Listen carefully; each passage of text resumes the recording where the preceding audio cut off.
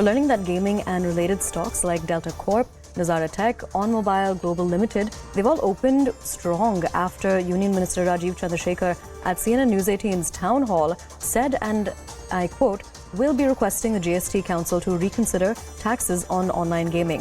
Now remember, some online app representatives have asked for time from the Finance Ministry to reconsider the 28% GST decision that was made on the 11th of July, specifically what Rajeev Chandrashekhar has said, and which seems to have spurred the fact that these stocks have now opened strong. And I'm going to quote here what he's stated. He said that the GST Council is not the government of India. The council is represented by all state governments. It's a federal organization, and state governments and finance ministers have come together and created a GST framework. That is a consequence of 3 years of their work. While we may quibble with the findings, we have to recognize the process of creating a framework, which started in January 2023 itself. But remember, this decision to impose a 28% GST on online gaming, that essentially was imposed by the centre on the 11th of July.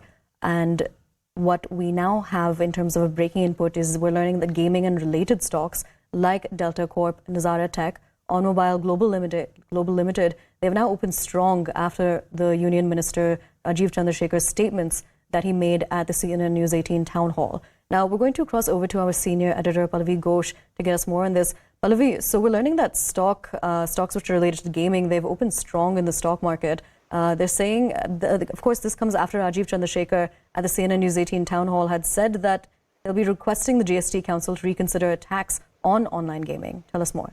Yes, of course, this is going to be huge news really as far as the gaming app companies are concerned, because that's the sigh of relief that they're going to be getting when the minister himself told at the town hall that this is a request he's going to make to the finance ministry, give some hope as far as his gaming apps are concerned. Look, at that press conference, Nirmala Sitharaman, while she made an announcement of a 28% GST, also tried to reassure the companies that our attempt is not to actually discourage these gaming apps.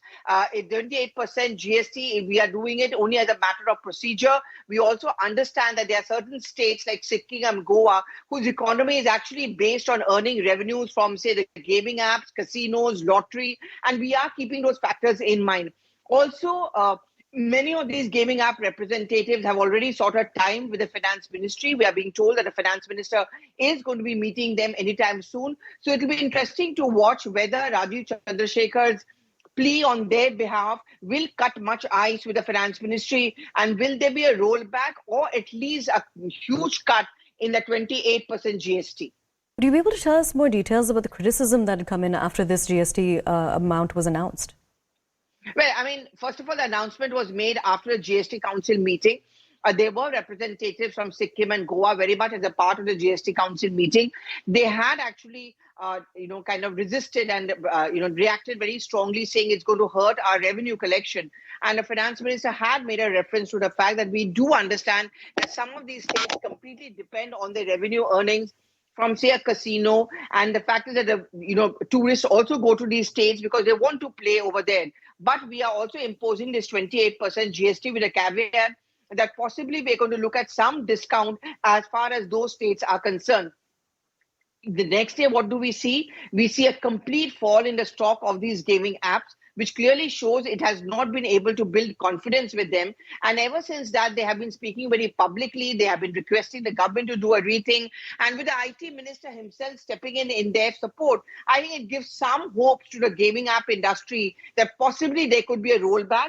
And even if there's not a complete rollback, at least the GST will be brought down sharply. Absolutely. Pallavi, thank you so much for joining us and bringing us those details and telling us more about the significance of that statement, which we're now seeing is impacting stocks. Now, CNN News 18's Delhi edition of Town Hall concluded last evening with policymakers, opinion leaders and politicians across political parties voicing their opinions on various current issues. While speaking to CNN News 18's Anand Narasimhan, the Minister of State for Electronics and Information Technology, Rajeev Chandrasekhar, had answered a question about GST being imposed on online gaming. Listen in. One of the criticisms for the government is that you allow industries to flourish and then you decide to legislate. Now, the gaming industry is the latest, which is a little upset. No, yeah. Again, I think this is being oversimplistic. The GST Council's findings is the GST Council. I make an effort to clarify, is not the Government of India. The GST Council, as you know, is represented by all the state governments, so it is truly a federal organization, and state governments and state finance ministers and the Government of India have come together and created a GST framework. Now that is a consequence of 3 years of work that they have done. And while we may quibble with what they have found and what they have not done, and the industry seems to be unhappy with it, we have to also recognize that the process of creating a regulatory framework for online gaming is only started in January of 2023.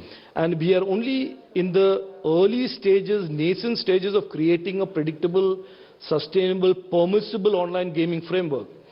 And so we will do that, and we will go back to the GST Council and maybe request their consideration on the facts of the new regulatory framework.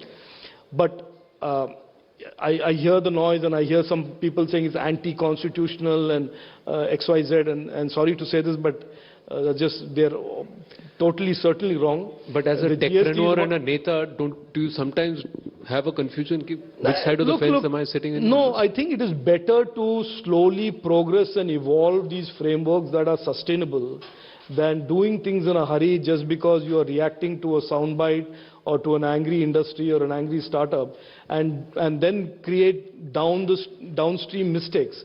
We believe today, and the Prime Minister is very clear on, in the digital space, do everything that from a perspective of the next decade, the India decade.